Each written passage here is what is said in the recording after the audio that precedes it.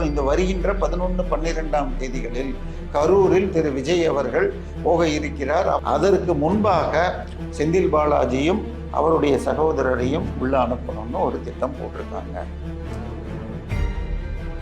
குறைந்தபட்சம் சேகர் பாபு, செந்தில் பாலாஜி, KN நேரு போன்ற அமைச்சர்கள் பட்ஜெட் கூட்டத்தொடருக்கு முன்னால் கைது இருக்கலாம். திரு உதயநிதியால் நான் உட்கார்ற சீட்ல எப்படி ஜோசப் விஜய் உட்காரலாம்? செந்தில் பாலாஜி, வேலு போன்றவர்களிடம் புலம்ப ஒரு ஆபரேஷன் விசில் பிரேக் என்றதாக ஒன்று ஸ்டார்ட் செய்து ஒரு 25 தாவேகா MLA-க்களை 25லேருந்து 50 கோடிக்கு கீழே ஒரு MLA வெளியில வர்றது கஷ்டம். அதுவும் ஆளுங்கட்சியிலேருந்து வரதாக இருந்தால் திமுக தரப்பிலிருந்து ஒரு 5 MLA-க்கள் பேசப்படுவதாகவும் ஒரு செய்தி வருகிறது. எனக்கு வந்த தகவல்கள் போன வாரம் அனைத்து MLA-க்களிடம் ஜான் ஆரோக்கியசாமி, விஷ்ணு ரெட்டி, ரூட் ஜெகதீஷ் இந்த 3 பேரும் அனைத்து MLA-க்களையும் தொடர்பு கொண்டு உங்களுக்கு மாதம் தலைமை ஒரு பெரிய தொகை கொடுக்கும், வெளியில போக வேண்டாம். திமுக எழ முடியாத அளவுக்கு ஒரு பெரிய அடியை Vijay. iPlus TV, India's #1 QLED TV, crystal clear picture quality with 3-year replacement warranty, smart voice, smart entertainment.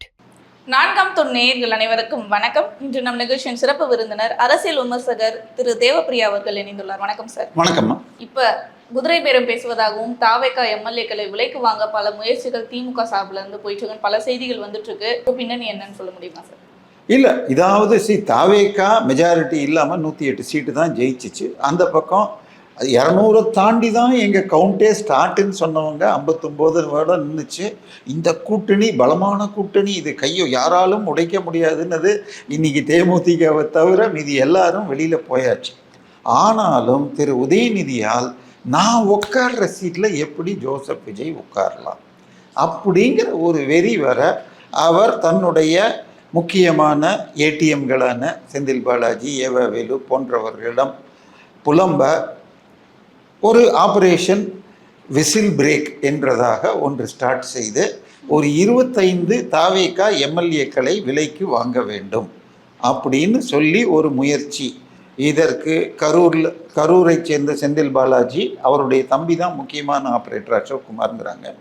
இன்னொரு பக்கம் வேலு, நடுவில் கொஞ்சம் KN நேரு ரோல் இருக்குன்னு சொல்கிறாங்க. ஏன்னா இப்போ தாவேகாவை பொறுத்த வரைக்கும் அதிகமான MLA-க்கள் சென்னையை சுற்றி தான் ஜெயிச்சிருக்காங்க. மற்றதெல்லாம் அங்கங்கே 5, 4 தான் சொல்லி, கோயம்புத்தூரில் ஒரு 6, திருச்சியில் ஒரு 6, தருமபுரி அப்படிலாம். இதில் தருமபுரியில் இருக்கிற ஊத்தங்கரை MLA-வை தான் இதை கம்ப்ளைண்ட்டை அஃபிஷியலாக கொடுத்துருக்கார். இதில் ஒரு யூடியூபர் மற்றும் லயோலா காலேஜில் ப்ரொஃபஸர் ராஜநாயகத்துக்கு கீழே எலெக்ஷன் சர்வே செய்கிற IPDS திருநாவுக்கரசு அவர்கள் முதலில் கைதாகி அவருடைய நண்பர்கள் அல்லது துணையாளர்கள்னு சொல்லி மேலும் 2 பேர், இன்னைக்கு இது வரைக்கும் 9 பேர் கைதாயிருக்காங்க. கடைசியாக கோர்ட்டில் சொன்னதுபடியாக சென்னையில் நம்ம இருக்கிற கிண்டி பகுதியில் இருக்கிற ஒரு நட்சத்திர ஹோட்டல் அங்கே தங்கி ஒரு வாரம் ஒரு கார்ப்பரேட் கம்பெனி நாங்கள் 180 crore பட்ஜெட்டு, 180 கோடி பட்ஜெட்டில் இத்தனை MLA-க்களை விலைக்கு வாங்கணும் அப்படின்னு சொல்லி தொடர்ச்சியாக இவர்கள் அந்த ஹோட்டலில் தங்கினவங்களை மீட் பண்ணிட்டு நீங்கள் கூட்டிட்டு வாங்கன்னு சொல்லியிருந்தாங்களாம். இதுக்காகவே 180 கோடி ஒதுக்கப்பட்டிருக்கா? இது வெறும் அட்வான்ஸாக இருக்குங்கிறது தான் என்னுடைய டவுட்டு. வெறும் குறைஞ்சபட்சம் 25லேருந்து 50 கோடிக்கு கீழே ஒரு MLA வெளியில் வர்றது கஷ்டம். அதுவும் ஆளுங்கட்சியிலேருந்து வரதாக இருந்தால் அவங்க நின்று ஜெயிக்கவும் முடியாது. இப்போ தாவேகாவுக்கு போனீங்கன்னா அங்கே நிற்க வச்சா ஜெயிக்கலாம். இப்போ தாவேகாலேருந்து வெளியில் வந்தால் மக்கள் எப்படி பார்ப்பாங்க? பெரிய அமௌண்ட் இது அட்வான்ஸுக்காக இப்போ இந்த டார்கெட் இருக்கலாமே தவிர ஃபுல் அமௌண்ட் வேறு இருக்கலாம். இதில் 180 கோடி பட்ஜெட்டோடு சென்னை கிண்டியில் இருக்கிற ஒரு 5 நட்சத்திர விடுதி ஹோட்டலில் கடந்த ஒரு வாரம் இருந்துட்டு யாரும் இவங்கள்ட்ட பேசின எந்த MLA-வும் மீட்டிங்க்கு வரல. ஆனால் தொடர்ந்து 7 நாள் ஆயிடுச்சு, இது இத்தனை நேரத்துக்கு போலீஸ்க்கு போயிடும், வந்துடுவாங்களோன்னு சொல்லி அவங்க காலியாகி போயிட்டாங்க. அதுக்குள்ளே போலீஸ் மோப்பம் பிடிச்சி கீழே இருந்த இந்த 8 பேரை பிடிச்சிருக்காங்க. அந்த கம்பெனி யார், அதன் பின்னணியில் இருந்தது என்ன, இதெல்லாம் அடுத்த 2 நாட்களில் வரும்னு எடுக்கும். ஏன்னா நம்மளே பேசியிருந்தோம் கொஞ்ச நாளைக்கு முன்னாடி, கிட்டத்தட்ட ஒரு 10 MLA கிட்ட ஃபோன் சுவிட்ச் ஆஃப்னு வருது, எந்த கூட்டம்லையும் கலந்துக்கல, ஊருக்கு வெளியே அவுட் ஆஃப் கண்ட்ரோல் போயிட்ட மாதிரி நம்ம பேசியிருந்தோம். இல்லை, அதான் சொல்கிறேன். அதாவது என்னன்னா தாவேகா 107 தான் இருக்குங்கிற பட்சத்தில் கூட்டணியோடு சேர்ந்துள்ள கம்யூனிஸ்டாக இருக்கட்டும், விசிகாவாக இருக்கட்டும், தினம் எதையாவது ஒன்று கமெண்ட் அடிக்கிறாங்க. ஒன்றும் இல்லைன்னா தாய்மாமன் சீரை கூட கமெண்ட் அடிக்கிறாங்க. அந்த மோதிரம் போடுறதுக்கு ஹாஸ்பிட்டல் கட்டலாம் அப்படின்னு திரு விசிகா தலைவர் பேசுகிறாரு. அதுக்கு அடுத்தது அந்த கை காட்டி இருக்க வேண்டாம் அப்படிங்கிற இப்படி காட்டினதை ஸோ இப்படி இவர்கள் விமர்சனம் வைக்கிறதுக்கு காரணம், போன ஆட்சியில் எல்லாம் தேவையில்லாததுக்கெல்லாம் முட்டு கொடுத்துட்டு இருந்த ஆளுங்க இப்போ ஏன் குரல் கொடுக்குறாங்க, மெஜாரிட்டி இல்லைங்கிறது. அதனால விசில்லையே 120 பேர் ஆக்கணும்னு சொல்லிட்டு 12லேருந்து 13 பேரை ராஜினாமா பண்ண வைக்கணுங்கிற திட்டத்தில் ஏற்கனவே 7 ஆயிடுச்சு. ஆனால் மத்திய அரசு எலெக்ஷன் கமிஷன் நேற்றுக்கு 3 ஸ்டேட்டில் பை எலெக்ஷன் அனௌன்ஸ் பண்ணியிருக்காங்க. தமிழ்நாடை கை வைக்கல. மேபி இவங்க 20 எடுக்கட்டும்னு டைம் கொடுத்துருக்காங்களா, இல்லை தமிழக அரசு ரெடி இல்லைன்னு ஏதாவது லெட்டர் கொடுத்துருக்காங்களான்னு தெரியல. ஸோ ஏற்கனவே 7 பேர் வந்துட்டாங்க, 2 விஜயபாஸ்கர் உட்பட. இன்னும் சிலர் பெயர்கள் அடிபடுகிறது. சிவி சண்முகத்தோடு இன்னும் 2-3 பேருங்கிறாங்க. இது வேலுமணி பேரையும் சொல்கிறாங்க. பட் எனக்கு தெரிஞ்சு இவர்கள் எல்லாரும் உள்ளே இருந்து அதிமுகவை கைப்பற்றதில் தான் முக்கியமாக இருப்பாங்க. திமுக தரப்பிலிருந்து ஒரு 5 எம்எல்ஏக்கள் பேசப்படுவதாகவும் ஒரு செய்தி வருகிறது. அதே போல் மனிதநேய மக்கள் கட்சியிலேருந்து ஒரு 2, இன்னொன்று சிதம்பரம் எம்எல்ஏவும் பேசிகிட்டு இருக்கிறதா வருது.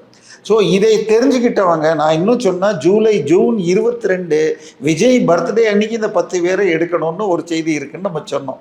ஸோ அந்த நேரத்தில் தான் விஜய் அவர்கள் உங்களுக்கு ஏவா வேலு வீட்டில் ஒரு ரைடு, அடுத்தது இவரை நோக்கி, அதுக்கு பேர் என்ன, செந்தில் பாலாஜி தம்பியை நோக்கி பண்ணதில் இது டிஸ்டர்ப் ஆகிடுச்சு.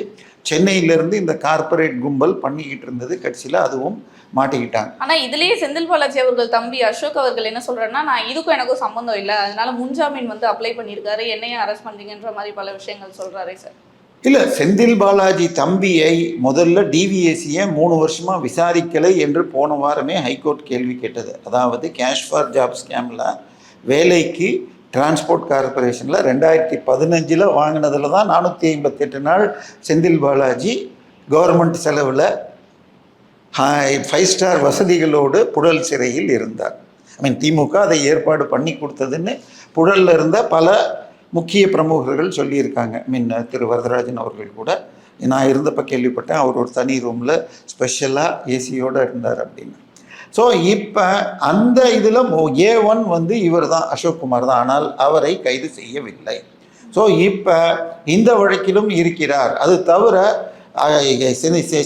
செந்தில் பாலாஜியை விசாரணை செய்ய வந்த மத்திய அரசின் ஊழியர்களை அடித்தாருங்கிற வழக்கு இருக்குது. ஸோ செந்தில் பாலாஜி தம்பி அரெஸ்ட்டுங்கிறது இன்எவிட்டபிள். ஆனால் இதை தாண்டி நம்ம இந்த ஆட்சியை முதலமைச்சர் யாருமா, சிஎம் விஜய் அவர்கள், முதலமைச்சர் விஜய் அவர்கள் இல்லை, பட் முதல் போட்ட முதலமைச்சர் ஒருத்தர் இருக்கார். அவர் தான் எல்லா இதையும் பற்றி பேசுகிறாரு. அவர் முந்தா நேற்று என்ன பேசினார், கரூருக்கும் எங்களுக்கும் ஒரு பழைய கணக்கு இருக்கிறது, அதை நாங்கள் விடமாட்டோம்னு சொன்னார்.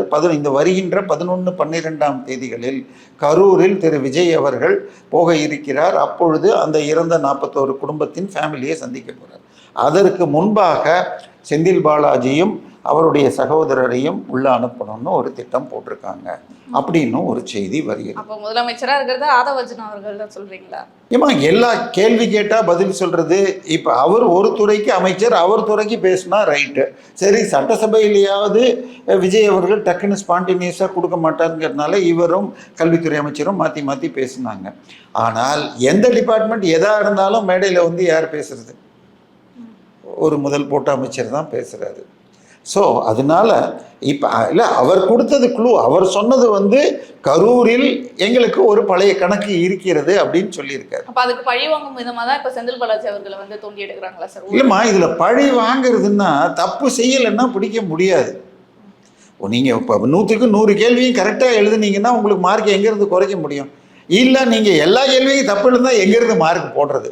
ஸோ செந்தில் பாலாஜியோ அசோக் குமாரையோ கையை வச்சா தினம் எவ்வளவு தப்பை காட்டி கொடுக்கறது மாட்டி கொடுக்கறது தான் கஷ்டம். ஒரு பாட்டிலுக்கு 10 ரூபான்னா ஒரு நாளைக்கு 7.5 கோடி, 5 வருஷத்துக்கு கணக்கு போட்டால் நமக்கெல்லாம் தலை சுற்றிடும். எத்தனை சைபர் வரும் 1 கோடிக்குன்னு தான் தெரியும். ஆனால் இங்கே இன்னொரு கேள்வியும் வருது இல்லை சார், இப்போ ஒருத்தர் மட்டும்தான் எங்ககிட்ட இந்த மாதிரி பேரம் பேசினதா சொல்லியிருக்காரு, ஒருத்தங்கிற எம்எல்ஏ அவர்கள் மட்டும்தான் இதை சொல்லியிருக்காங்க. ஆனால் இன்னும் எத்தனை பேர்கிட்ட பேசப்பட்டிருக்கு, இன்னும் எத்தனை பேர் இதுக்கு ஓகே சொல்லியிருக்காங்க அப்படின்றது தலைமைக்கு தெரியாது இல்லையா? அவங்க எப்போ வேணா இப்போ போக வாய்ப்பு இருக்குல்ல? எனக்கு வந்த தகவல்கள், போன வாரம் அனைத்து எம்எல்ஏக்களிடம் இந்த ஆட்சியை பொறுத்த வரைக்கும் 5 முக்கியமான தலைவர்கள் விஜய் சார்பாக எல்லாத்தையும் பேசுறது. மும்மூர்த்திகள்னு சொல்லிட்டு ஜான் ஆரோக்கியசாமி, விஷ்ணு ரெட்டி, அதன் பிறகாக ரூட் ஜெகதீஷ். இந்த 3 பேரும் இது இல்லாமல் முதல் போட்ட முதல்வரான்னு தெரியாது. யாரோ ஒருவர் அனைத்து எம்எல்ஏக்களையும் தொடர்பு கொண்டு நீங்கள் இந்த சம்பளத்தை வைத்து கொண்டு மட்டும் நடத்துவது கஷ்டம், உங்களுக்கு மாதம் தலைமை ஒரு பெரிய தொகை கொடுக்கும், வெளியில் போக வேண்டான்னு ஒரு ஹிண்ட் கொடுத்ததாக இந்த ஜூலை 22 நம்ம வந்தப்பவே இந்த மாதிரி ஒரு இது கொடுக்கப்பட்டதாம். அவங்களுக்கு 1 லட்சம் 1.5 லட்சம் சம்பளம். ஆனால் ஒரு எம்எல்ஏ ஆகிட்டீங்கன்னு வச்சுக்கோங்க, உங்கள் தெருவில் ஏதாவது ஒரு ஃபங்க்ஷன் யாராவது கூப்பிட்டா வந்தால் அவர் 500 ரூபாய்க்கு கிஃப்ட் வைக்கணும். ஒரு மாதத்துக்கு 10 இடத்துல வச்சாருன்னா அவர் எங்கே போகிறது? இது அதனால் இந்த மாதிரி செலவுகளுக்கென்று நாங்கள் கொடுக்குறோம், நீங்கள் கையை நீட்டக்கூடாது, நாங்களே கவனிச்சுக்கிறோன்னு சொன்னதாகவும் ஒரு தகவல் வந்தது. ஸோ கண்டிப்பாக விஜய் நமக்கு எவ்வளவு அரசியல் தெரியுமோ அதை விட அதிகமாக விஜயுடன் இருப்பவர்களுக்கு தெரியும். ஸோ கண்ட்ரோல் பண்ணுறாங்க. ஒருத்தர் கம்ப்ளைண்ட்டை கொடுத்துட்டு அவங்களா வரட்டும், இல்லை பிடிப்போம். ஏன்னா ஒரு பேராவது சொன்னால் தான் இப்போ மாஜிஸ்ட்ரேட் கிட்ட போய் அரெஸ்ட் கேட்க முடியும். இப்போ ஒருத்தருக்கு 8 பேர் அரெஸ்ட் பண்ணியிருக்காங்க, 9 பேர் அரெஸ்ட் பண்ணியிருக்காங்க. ஸோ கண்டிப்பாக இன்றைக்கி இந்த கார்ப்பரேட் நிறுவனம் 180 கோடி 5 ஸ்டார் ஹோட்டல், இப்போ 5 ஸ்டார் ஹோட்டல்லாம் இருந்தால் அங்கே தங்கின பில்லு இருக்கும், அங்கே இது பண்ண இது இருக்கும், இது ஃபோன் மொபைல் ரெக்கார்ட்ஸ் இது எல்லாமே இருக்கும். ஸோ அடுத்த சில நாட்களில் வரும். திமுக இந்த நிமிடம் வரை தான் தோற்றதை நம்பவில்லை, எப்படியாவது கலைக்கணும்னு பார்க்குறாங்க. இதுக்கு முக்கிய காரணம் திருப்பி எலெக்ஷன் வந்தால் ஜெயிக்க முடியுங்கிறத விட இப்போ விஜய் இருந்தால், நம்ம முதல்லயே சொன்னோம், விஜயால் அவர் கொடுத்த ப்ராமிசஸ் 6 சிலிண்டரு 2500 கொடுக்க முடியாது. அதை விட ஈஸியான வேலை திமுக பேரில் எல்லார் பேர்லேயும் கேஸை போட்டு கோர்ட்டுக்கும் ஜெயிலுக்கும் பல பேரை அனுப்பணும்னு.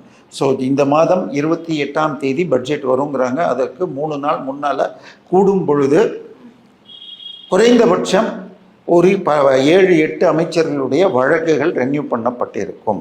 ஸோ அதில் ஏற்கனவே செந்தில் பாலாஜி பேரில் சிபிஐக்கு மின்மாற்றி போயிடுச்சு.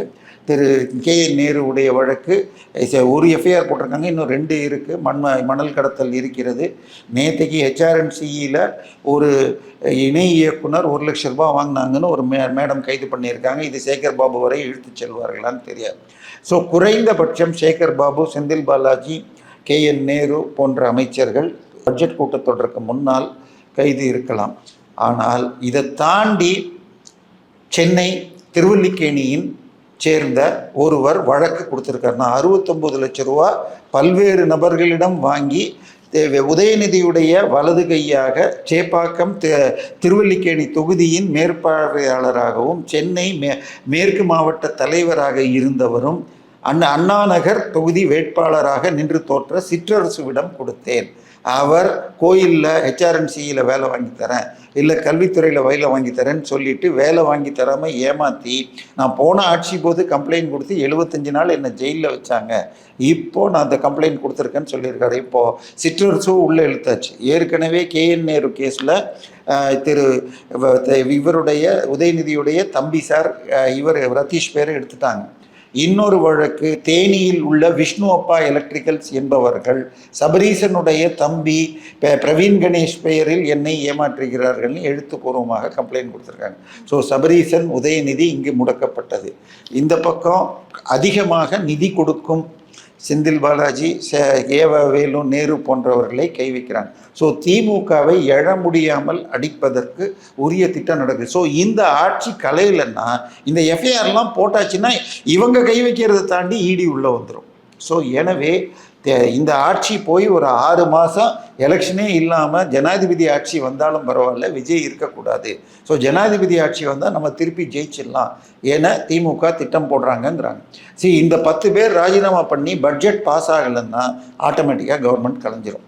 சபாநாயகர் மீது நம்பிக்கையில்லா தீர்மானம் வந்தால் வேறு சபாநாயகர் போடலாம், பட் ஆட்சிக்கு ஒரு கெட்ட பேர் வந்துடும். ஏன்னா ஏற்கனவே அந்த 4 முதலில் தாவிய 4 எம்எல்ஏக்கள் மீண்டும் எலெக்ஷனில் நிற்க முடியாது. அந்த வழக்கு இன்னும் பெண்டிங் இருக்குது. 6 பேருமே நிற்கக்கூடாதுன்னு நேற்றைக்கு போய் இவர்கள் கொடுத்துருக்காங்க. ஸோ திமுகவை பொறுத்தவரை தாவேகா ஆட்சியிலிருந்து விரட்டப்படணும். தான் உட்காரலன்னா கூட ஜனாதிபதி ஆட்சி வந்தாலும் பரவாயில்ல, விஜய் இருந்து எஃப்ஐஆரை போட்டால் இடி வந்துடும் பயப்படுறாங்க. ஸோ இந்த ஆப்ரேஷன் பல டீட்டெயில்கள் நாளைக்கு மதியம் இன்னும் நிறைய தகவல் வரும்.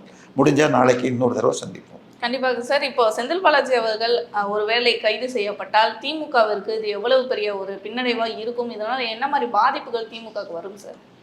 இல்லை, பெரிய இப்போதைக்கு பெரிய பாதிப்பு இல்லைம்மா. பட் ஒரு காலகட்டத்தில் போன வாரம் செந்தில் பாலாஜியே இங்கிருந்து விலகி அதிமுக சேரலாம் அல்ல பாஜக சேரலாம் அப்படின்னு பிளான் பண்ணுறதாக வந்துச்சு.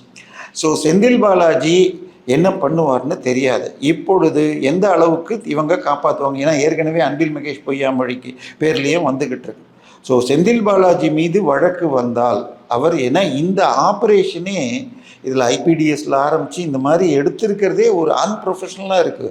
ஒரு அவசர வேலையில் எப்படியாவது கவுக்கணும், இல்லாட்டி அவங்க ரொம்ப நிதானமாக கரெக்டான ஆளை எங்கே அடித்தா எங்கே விழுன்னு தெரிஞ்ச ஆட்கள் எப்படி இந்த மாதிரி ஒரு லூஸ் டீமை வச்சாங்கன்னு தெரியல.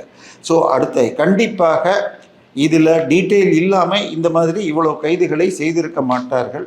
ஸோ திமுக எழ முடியாத அளவுக்கு ஒரு பெரிய அடியை விஜய் பிளான் பண்ணி எக்ஸிக்யூட் பண்ணுறாருன்னு எதிர்பார்க்கிறோம். கண்டிப்பாக சார். இதுல என்ன மாதிரியான விஷயங்கள் தொடர்ந்து வருது அப்படின்றத தொடர்ந்து பேசுவோம் சார், பல நிகழ்வுகளை பற்றி. நன்றி.